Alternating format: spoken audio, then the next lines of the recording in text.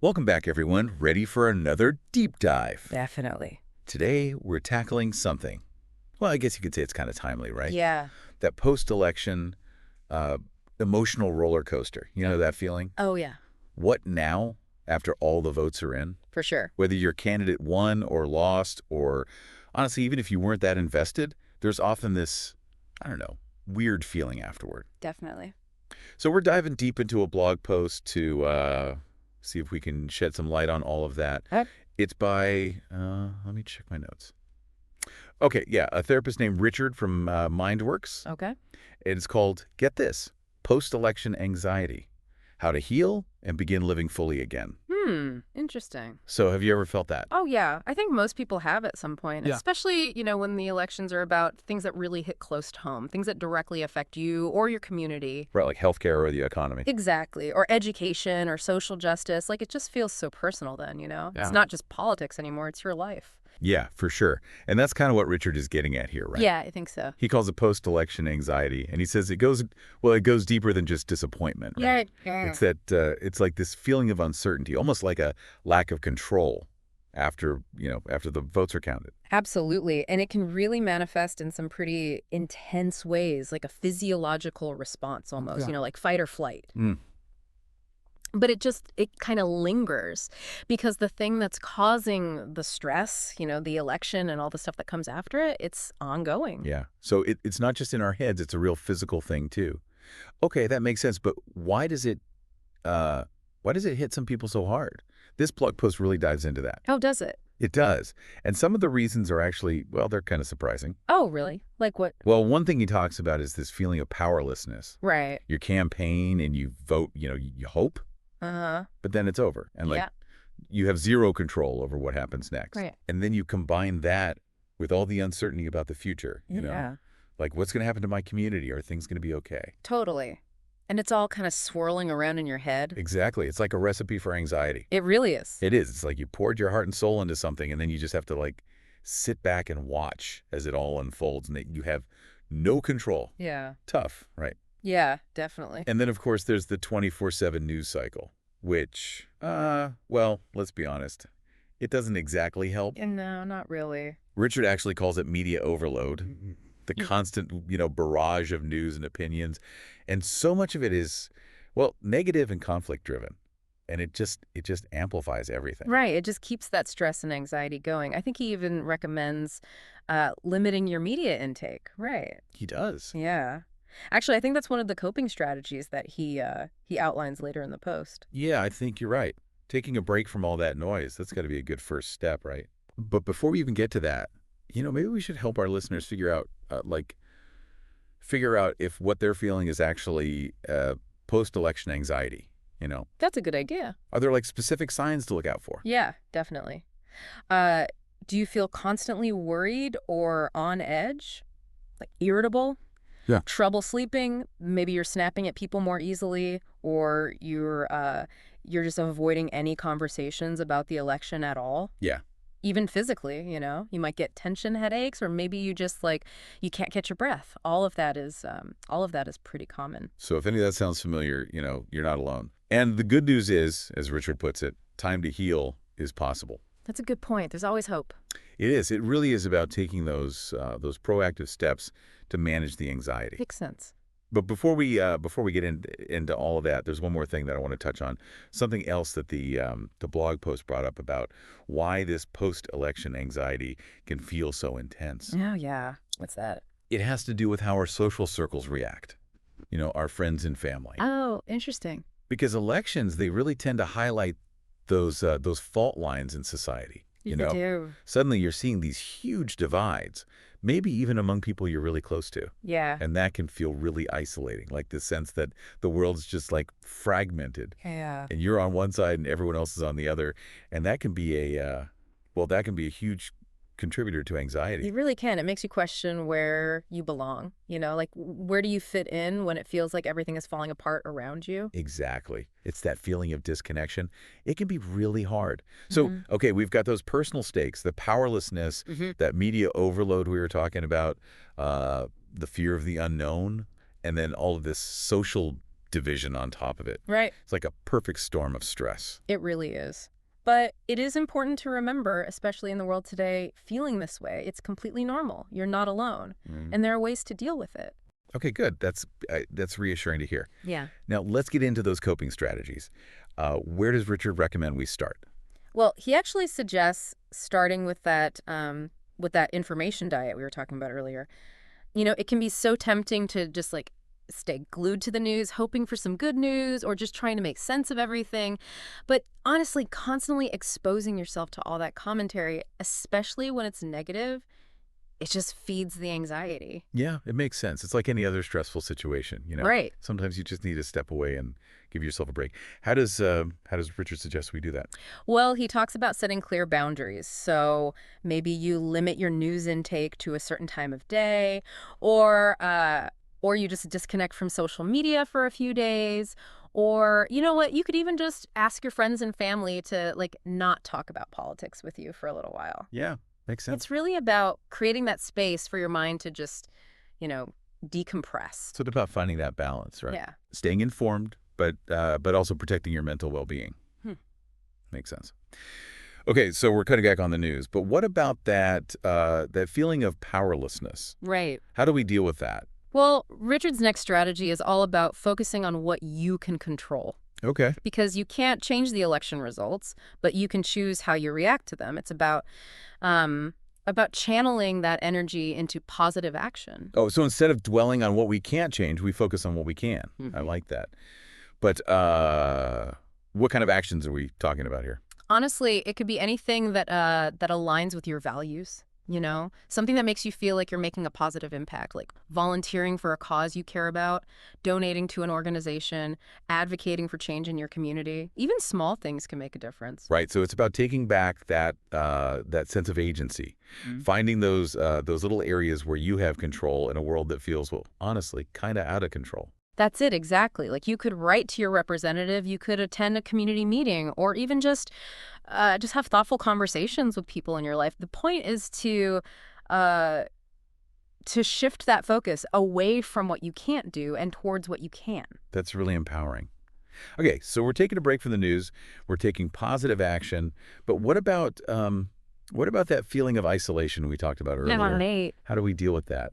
Well, that's where finding your tribe comes in. Richard really emphasizes how important it is to connect with other people who share your values and concerns. Okay. It's a good reminder that you're not alone because isolation, it just feeds anxiety. Yeah. So finding those spaces, those safe spaces where you feel heard and understood, that can be really healing. I get that. After I think it was after the last election, I felt so disconnected from everyone.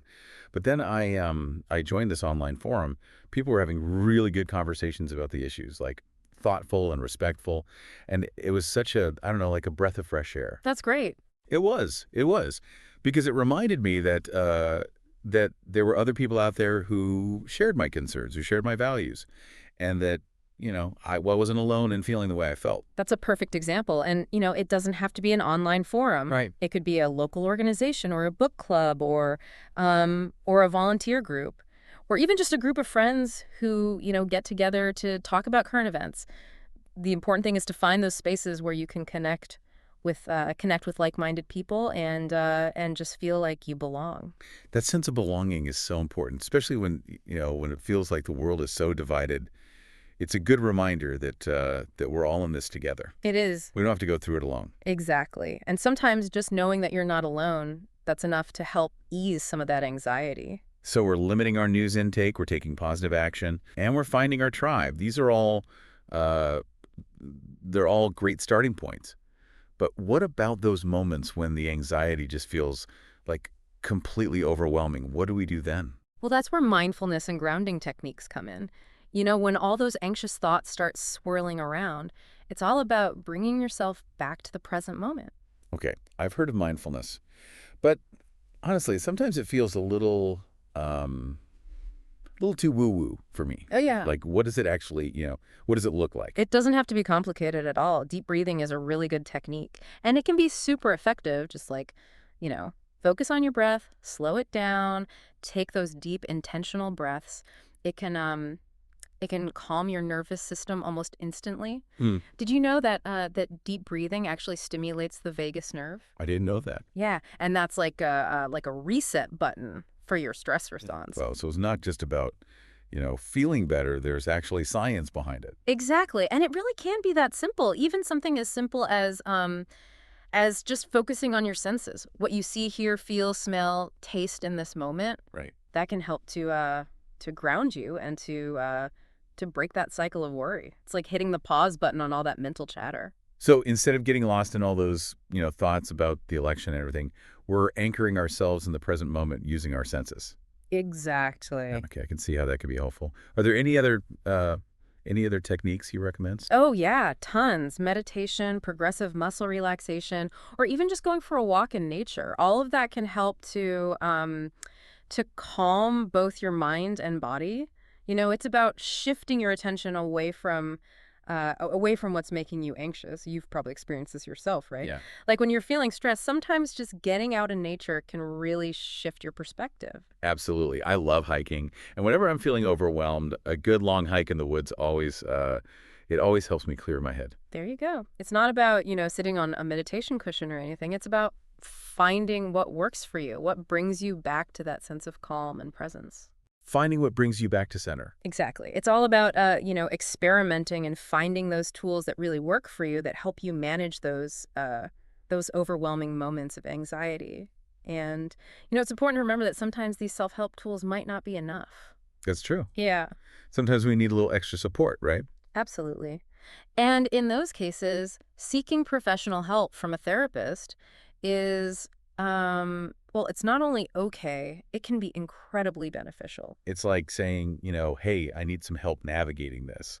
And there's absolutely no shame in that. None whatsoever. A therapist can give you that safe space to process everything, teach you some personalized coping strategies, and really guide you on a path toward healing. Like having an expert guide, right? Exactly. To help you get back to feeling like yourself again. That's it. And sometimes that expert guidance, that's what makes all the difference. This has been so insightful. We've covered what post-election anxiety is, why it can feel so intense, and we even explored some really good strategies for coping. But here's the really important part. How do we move beyond just coping and start truly living again? That's what we'll get into next. That's the good stuff. Moving from managing anxiety to embracing life again with a renewed sense of purpose and joy. So stay tuned as we continue our deep dive into healing and rediscovering that post-election glow. Okay, so far we've really focused on understanding and managing those first waves of post-election anxiety. Yeah. But now, what I'm interested in is, well, how do we actually move beyond just coping, right? Right. How do we get back to, feeling good to actually living again?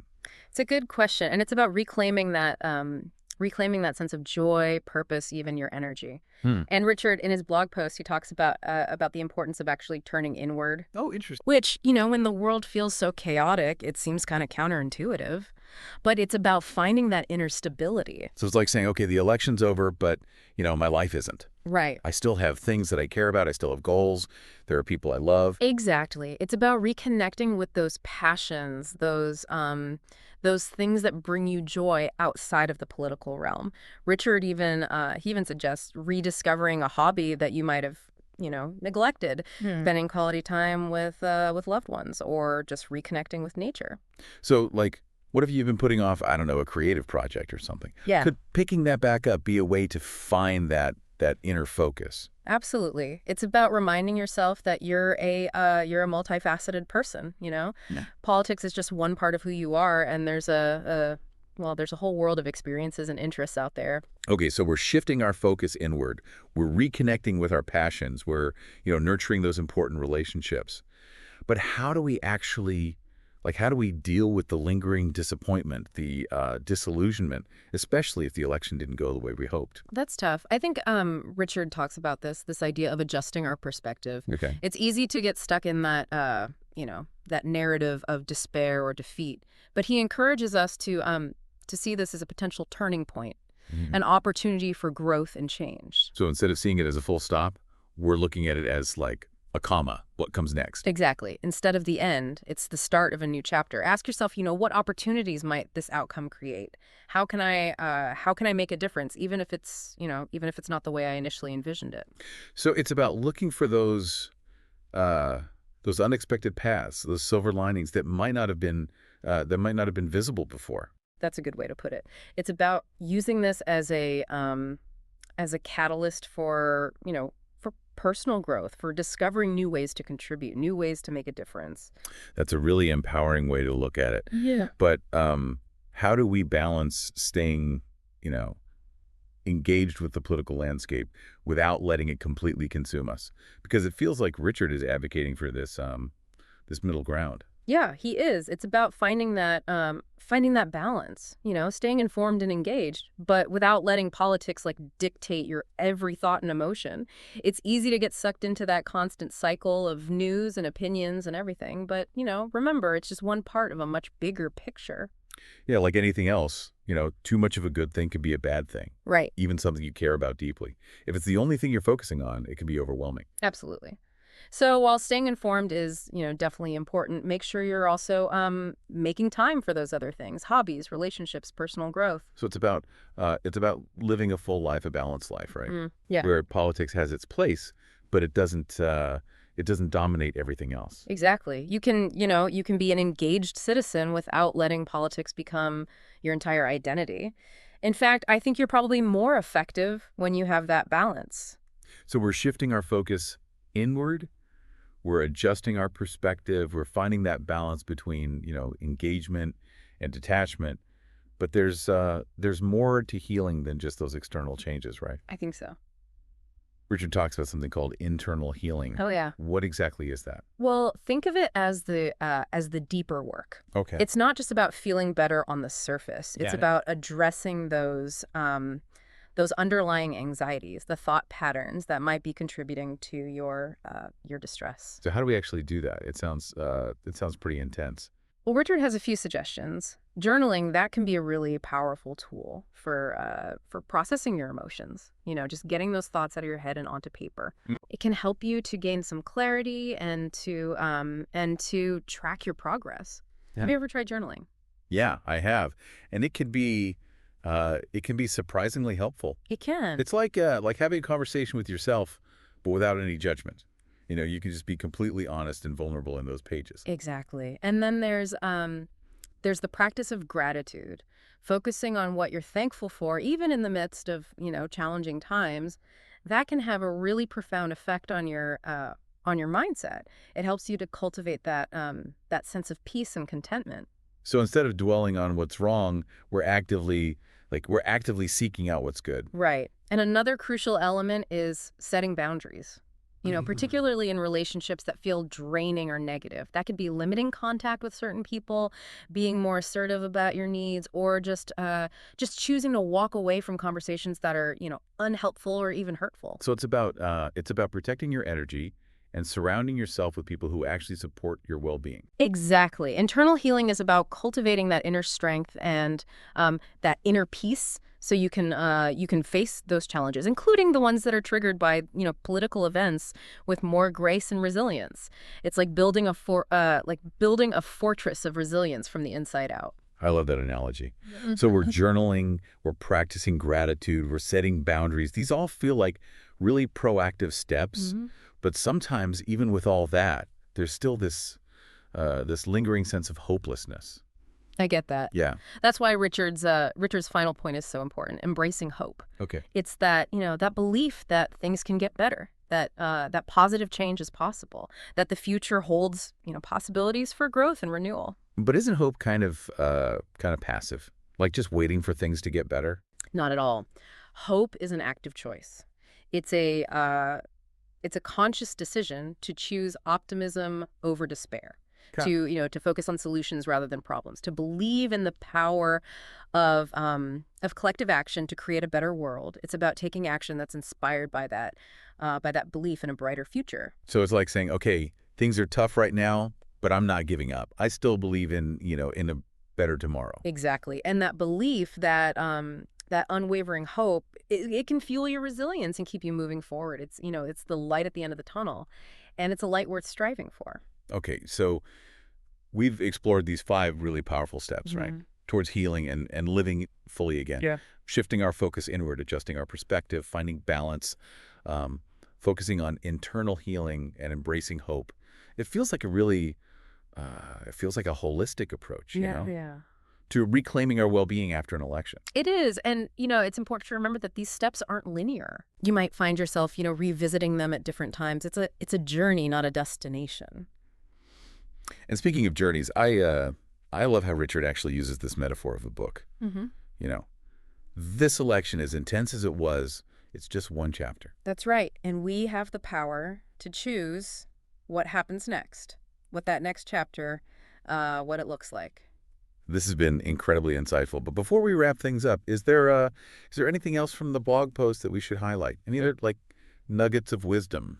Yeah, there's one more thing I wanted to mention. Oh, go ahead. Richard, he talks about compassion. Oh, right. Yeah. And it feels really, I don't know, important after an election like this one. Yeah, definitely. Especially one that's been so divisive. Exactly. Yeah. And he talks about us being like a two-way street, right? It is. Like compassion for ourselves, acknowledging that, we're all kind of navigating this in our own way. Yeah. And then compassion for others too, even those who, might have different views. It's just because we disagree on politics, it doesn't mean that it doesn't mean we stop caring about each other as people. It's true. And I think it's easy to forget that sometimes. It is. Especially when things get so heated. Yeah. But at the end of the day, we're all human beings, right? Right. And I think it's important to remember that everyone's kind of dealing with this in their own way. Some people are probably ecstatic about the results. Others are devastated. Yeah. And, a lot of folks are probably just feeling dumb. Yeah, that makes sense. So just, extending a little bit of grace to ourselves and to the people around us can make a big difference. It really can. It's so easy to get caught up in all the the frustration and anger. But remembering that shared humanity, that we're all in this together, can be really grounding. Absolutely. It helps us to move beyond those divisions, Yeah. and to focus on what actually unites us Right. on our common goals and aspirations for the future. So we've talked about managing anxiety, finding balance, embracing hope.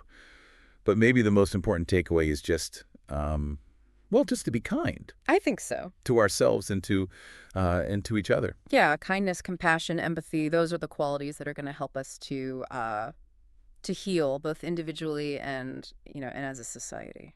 I love that. This deep dive has been so insightful. Richard's blog post really offered like a roadmap, It did. not just for coping with post-election anxiety, but for actually using it as a way to grow and to create positive change. It's a good reminder that even when things feel uncertain, even when there's so much division, we still have the power to choose hope, to choose connection, to choose to write a better story for ourselves and our communities. And before we let you go, we wanted to leave you with that final thought-provoking question. Oh, For this election was a chapter.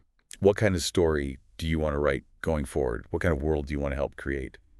that's it's a really powerful question. And we encourage you to sit with it, to explore it, and to really let it guide your actions in the days and weeks and months ahead. Remember, you're not alone on this journey. We're all in this together. And if you ever need a guiding hand or a listening ear, we're always here for you. Take care, everyone, and keep that hope alive.